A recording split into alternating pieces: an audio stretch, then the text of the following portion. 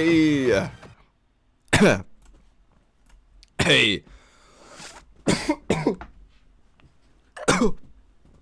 Excuse me. What's up, motherfuckers? It's goddamn Thursday the 7th, July 2022. I just smoked some of that Tahoe OG from my buddy Avery down at or up at, I guess, Higher Being Cannabis. Fucking smacked. That bong rip is gnarly, but we're here. We're here to talk about some shit. We're here to We're here to talk about life, problems, issues, and how to solve them with tissues. I don't know. But what I do know is these problems, these issues, how to solve them. See, sometimes the problem may be complicated. There may be a very complicated problem. But I'm gonna hold the mic like a savage. Like I'm on a damn, I don't know. But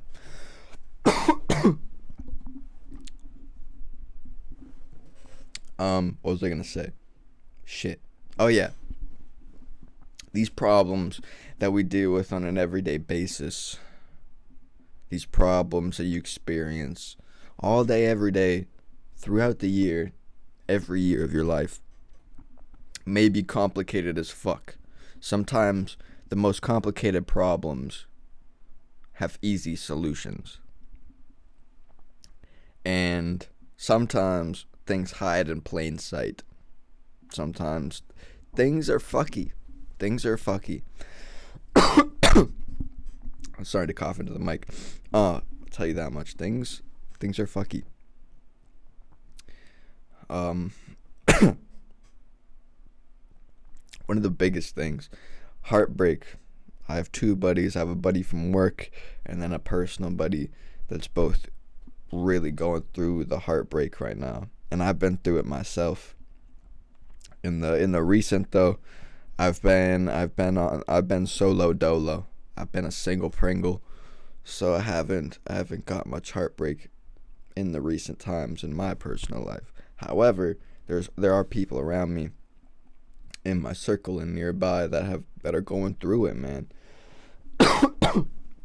Some that are actually, no, there's another one that I'm thinking of too that I almost forgot of.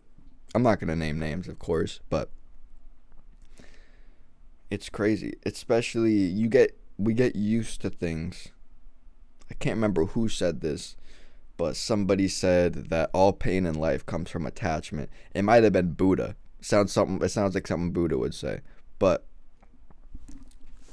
all pain in life comes from attachment. Now, if you're not attached to anything, you can't really get hurt. But there's kind of two extreme sides to it that people think of. I feel when you hear that, you can either cling on to things as hard as possible until they get torn from your hands and then you feel devastated and you feel destroyed. You desperately want to hold this job because you feel like you need it and it's the only job that you can have, the only job that you can do something meaningful in or make a good amount of money in, and you really don't want to lose it with every might of your body. And then say one day you get laid off or the business goes under and everybody gets fired. It's not even personal. Everybody's got to leave.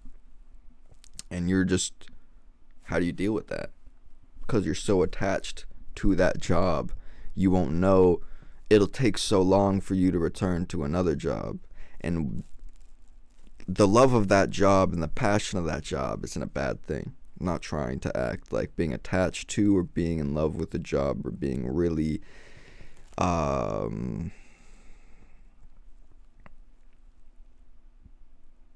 putting a lot of time and investing into a job or anything is a bad idea because it can leave you. But you don't want to cling to it. It kind of reminds me of when people do psychedelics and they tried, and some people occasionally desperately, I mean fairly often I'd imagine, excuse me, desperately try to cling to reality. And anybody who's done psychedelics or even smoked a good amount of weed or taken a pot cookie knows trying to cling to reality and trying to be able to put in a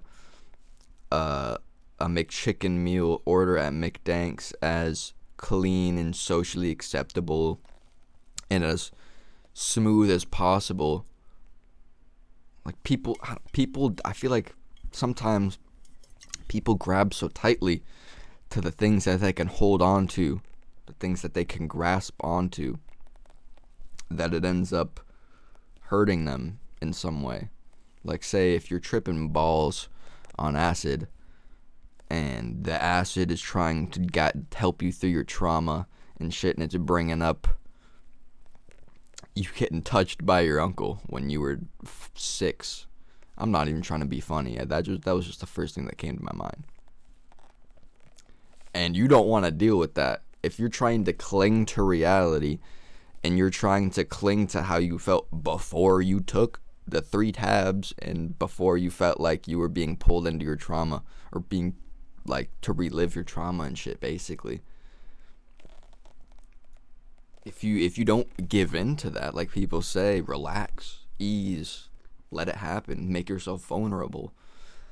If you don't allow, or if you are on defense mode the whole time, you're gonna be scared. Because it makes sense. We're monkeys. We are animals, and our natural instinct as animals is to stay alive and keep everyone else around us alive and healthy enough that they can keep themselves alive pretty efficiently.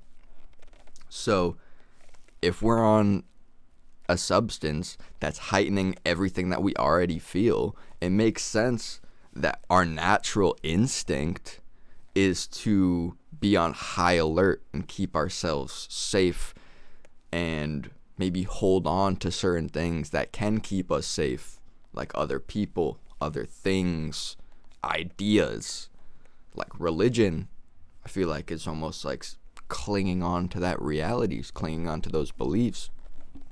Some people, it's almost like the ignorance. I hate to compare so many things and bring up so many things. I don't mean to compare things, but it's just kind of food for thought, things to think about.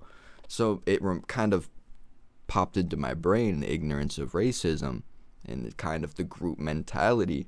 When you're holding on to that thing for so long and you never have a moment where you can think about it from an outside perspective and be like, do I really need this? Is this beneficial to me in the long term? Is this going to help me like change the world? Sometimes not. And when you think about it like that, we can maneuver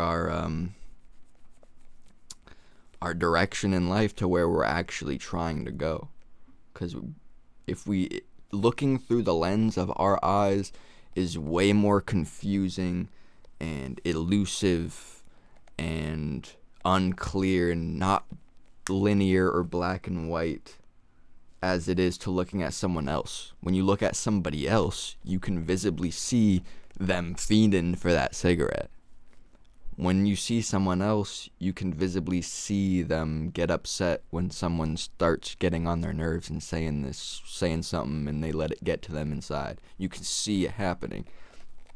And you can instantly critique them and call them out on things that they could improve on or things that they don't do very well. Like, I'm late to everything. Oh, I'm spilling my water all over the floor. Bro.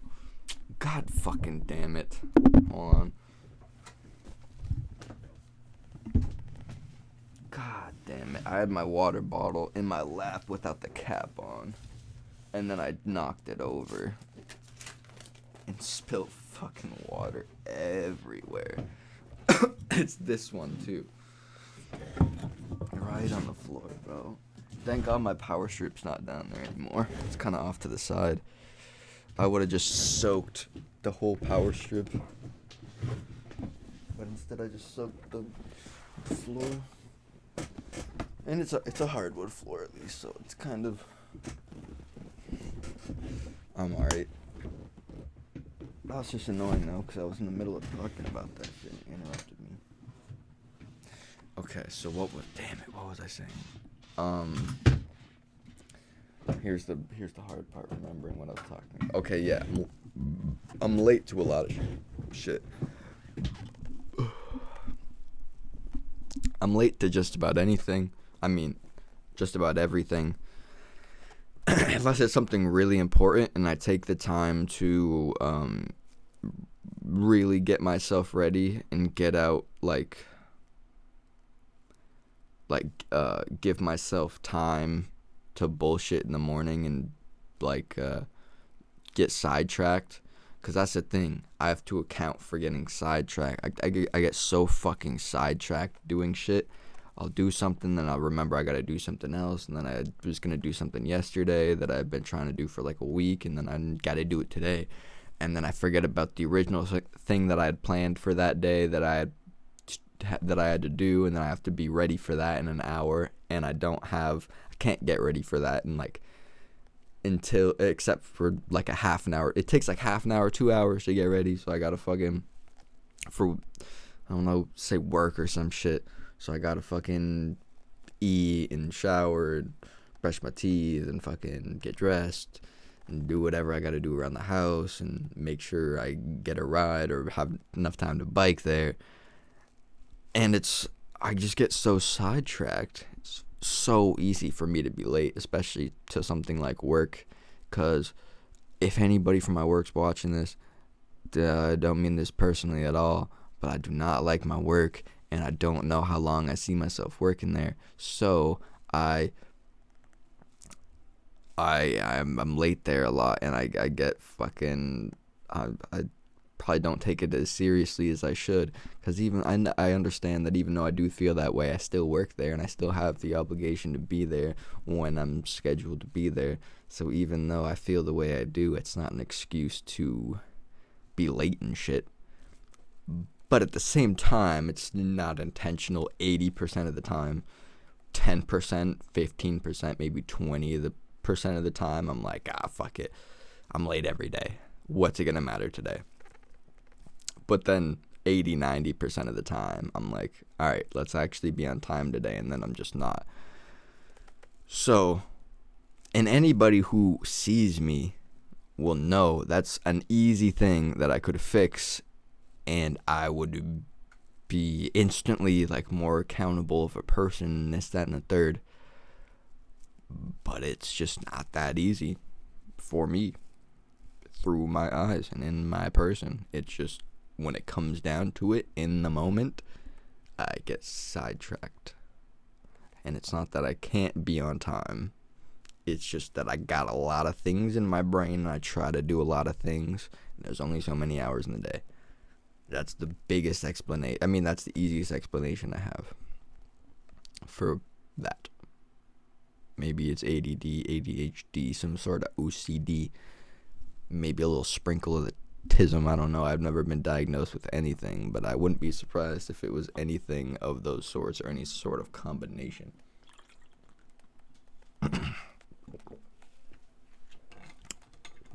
Just from what I know.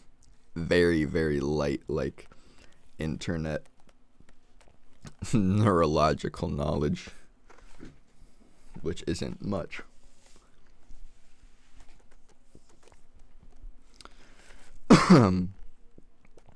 But yeah, basically, it's really easy to critique other people and not to critique ourselves. But at the same time, it's also really easy to uh, get hard on ourselves instead of realistic with ourselves. We need to be more realistic with ourselves. You can be hard on yourself, and you need to, like, I could be like, need to fucking be on time more, but that won't necessarily solve the problem. I gotta, like, maybe start getting better sleep, being a little more healthy so I can get better sleep, wake up a little earlier while still feeling as rested, so I have more time in the morning to do the things that I want to do and get sidetracked before work while still being on time. I feel like that's more of a better solution than me just being like, get ready 30 minutes earlier, stop being slow. Like, because then when it comes down to it, I'm going to be feeling all scrambled, and I'm going to be all fucked up, and I'm going to be trying to do everything still, and I'm still going to be late. As has what's happened in the last probably 5 months, 6 months, me working there, the entire span of me working there. So this shit can apply to anything. I'm not trying to just speak about myself. If you feel like you can take any sort of knowledge or substance from this, by all means do, because that's how we get some of the best information, is getting some ideas and some bubbles from people, getting the thoughts going, and then taking them in our brains and thinking them further. That's how cool shit happens. So we're 17 minutes deep. I'm gonna probably cut it off right here because I feel like I'm starting to lose the, I don't know what you call it, the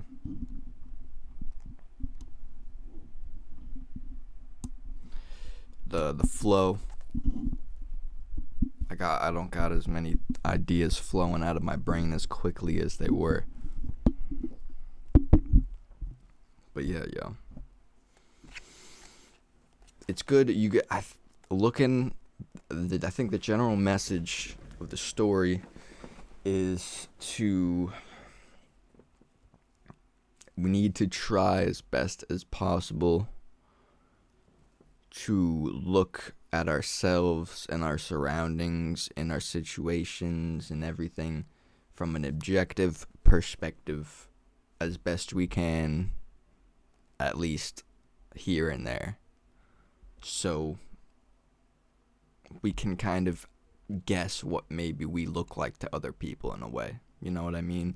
Whether that's through meditation, psychedelics, conversation, maybe asking people. I've heard something, it's like, if you want to improve yourself, ask somebody, like literally ask somebody you're close with, a friend or family member or something, maybe a girlfriend, what's something I could change about myself, like actually be honest. And they might be honest with you, and it might hurt your feelings at first, or you might disagree with them at first even, but that's the best. An objective perspective, an outside perspective, a third person view sometimes is the best way to break shit down and look at all the factors so you know how to handle it. You know what I mean? Like when people get emotional and angry is a good example of that. Because if you're talking to somebody, you're in a conversation with somebody, you're in an argument with somebody, and it gets really heated, and you guys get really upset. If one person or even both of you just go off your first instinct and thought and just follow it, it'll probably end up in a fight, a verbal death match or a physical death match, and somebody will either get hurt emotionally, physically, or potentially even die. People die in fights a lot.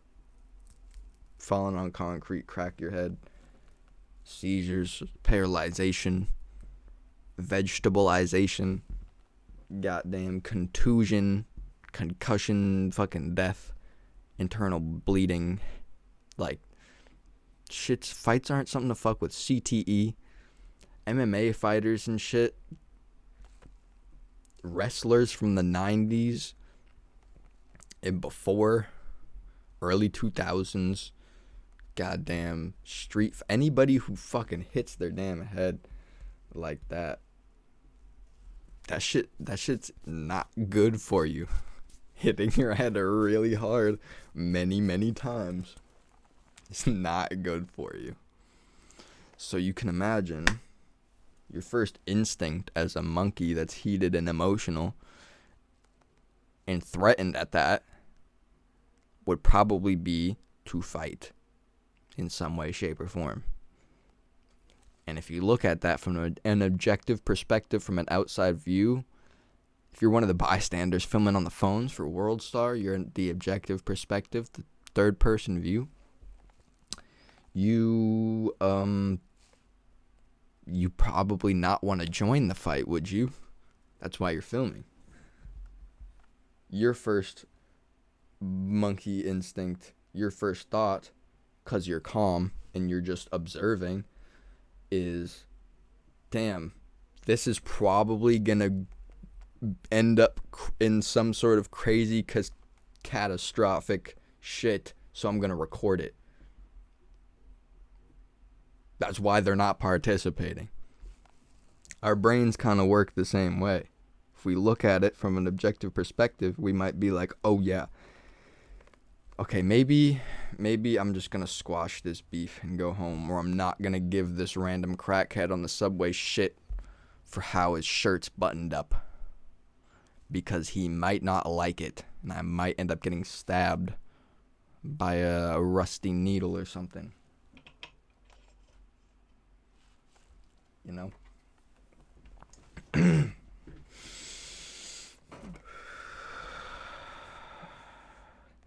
And that's why I enjoy my psychedelic substances, because it often forces me into that objective perspective, third person view of myself, whether I like it or not.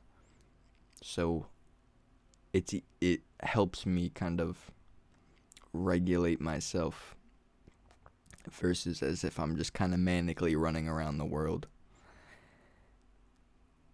And it's not that drugs are the solution. I personally probably don't need to be in the objective perspective third person realm as often as I am. If I spaced it out and kind of used it more as a therapeutic, religious, maybe even experience, like a weekly type deal, like Terrence McKenna recommends, as like the full spiritual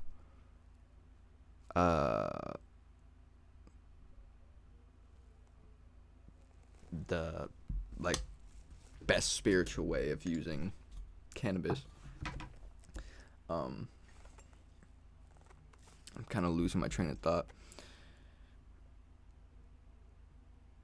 It might end up, it kind of makes sense, because I mean, like the story me talking about the first time I smoked weed, I had absolutely no tolerance, because it was the very first time I had smoked, and I had no introduction to that stuff, and I got as high as physically possible that my lungs would allow me at that time, and it sure as hell elicited a psychedelic experience. So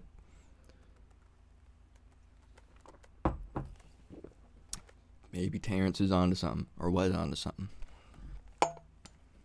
Even though he was on to and on a lot. Alright, with that said, I'm gonna play some shit. And honestly, this makes perfect sense.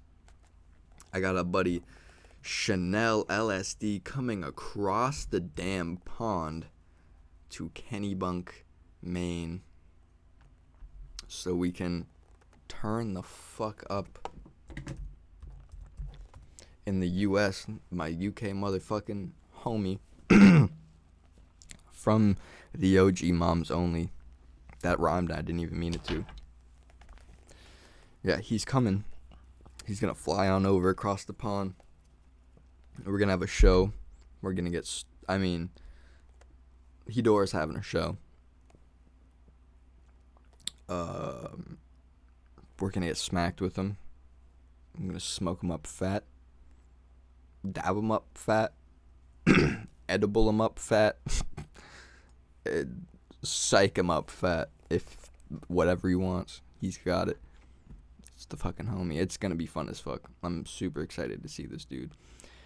And I'm gonna play some of his music, 'cause he has some great music.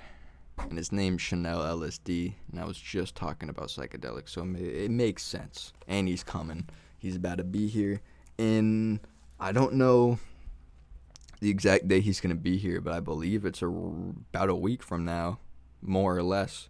I think maybe a little bit less. I believe he's gonna be here in less than a week.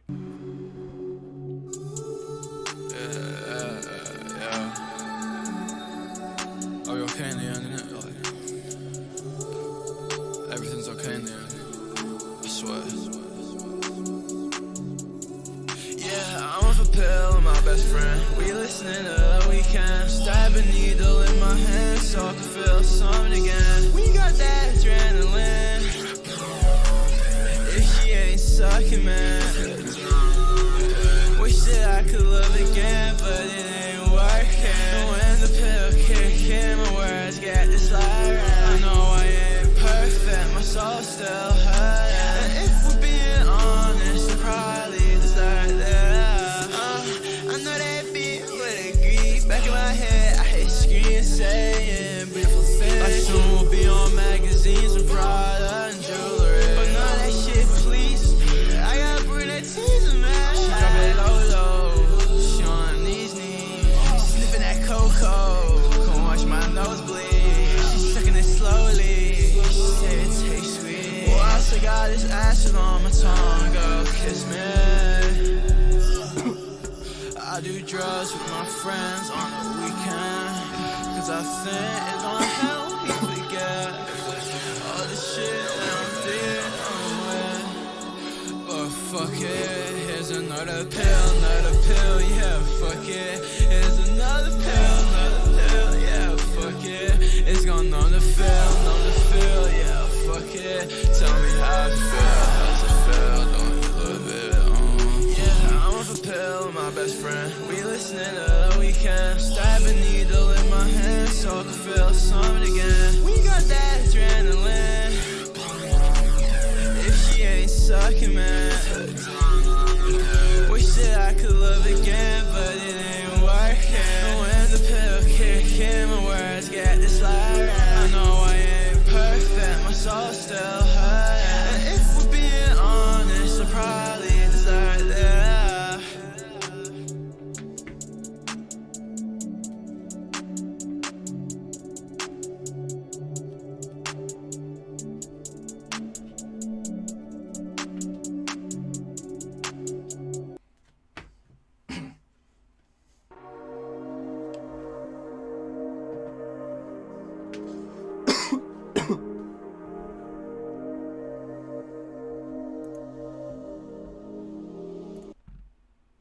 Fuck, I meant to fade that out, but yeah. Alright. Well, thank you for joining me today on this beautiful evening. Oh, wait. But yeah, thank you for joining me. I appreciate it. Yeah, I'm smacked. Yo, stay swervy, stay tipsy-turvy, stay slinging that pee-pee, stay slinging that puss-puss. You know what I mean? The population's decreasing in the U.S. We need to keep having babies. They ain't gonna stop us. That's what Elon said. Keep slinging, keep spraying, keep that juice flowing, keep them drugs in your satchel. Stay savage. Get fucked up. I don't give a fuck what they say. Do what you gotta do. Still get your shit done though. Be functional savages, as Joey D would say. We're on the East Coast. Grab your fucking nutsack. This is America, motherfuckers. Stop crying. You're still alive. You might die tomorrow. You might get hit by a fucking bus today. So do something meaningful. Love you, motherfuckers. Have a good one.